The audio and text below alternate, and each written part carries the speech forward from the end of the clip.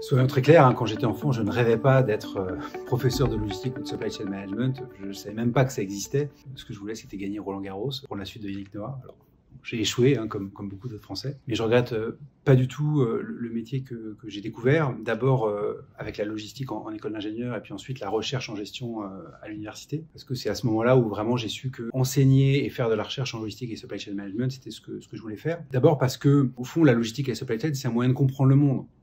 De la même manière qu'il y a une digitalisation en cours du monde, il y a une espèce de logistisation du monde avec des grandes transformations qui sont marquées par la logistique, l'essor d'une industrie de la prestation logistique mondiale, la montée de la logistique dans la préoccupation géopolitique au niveau des États, la manière dont la consommation elle est transformée par la logistique. Et donc voilà, avec la logistique et la supply chain, je peux vraiment comprendre les révolutions du monde moderne. Ensuite, parce que mon métier m'amène à avoir vraiment une grande diversité de projets. Hein. Je peux aussi bien aller à la Bibliothèque nationale de France, me plonger dans les archives pour regarder finalement ce qu'était la fonction de maréchal des logis, qui est l'ancêtre de la logistique au Moyen-Âge, que d'aller étudier et observer les startups de la crowd logistique qui cherchent à ubériser la livraison. Et puis j'ai aussi une diversité d'interlocuteurs, hein, mes étudiants, à qui je dois enseigner de manière très très pédagogique ce que c'est que la logistique, et puis aussi des supply chain managers que je peux des fois accompagner dans le cadre de projets de transformation complexes de leur organisation. Et puis parce que bien sûr il y a des enjeux qui sont pour moi très importants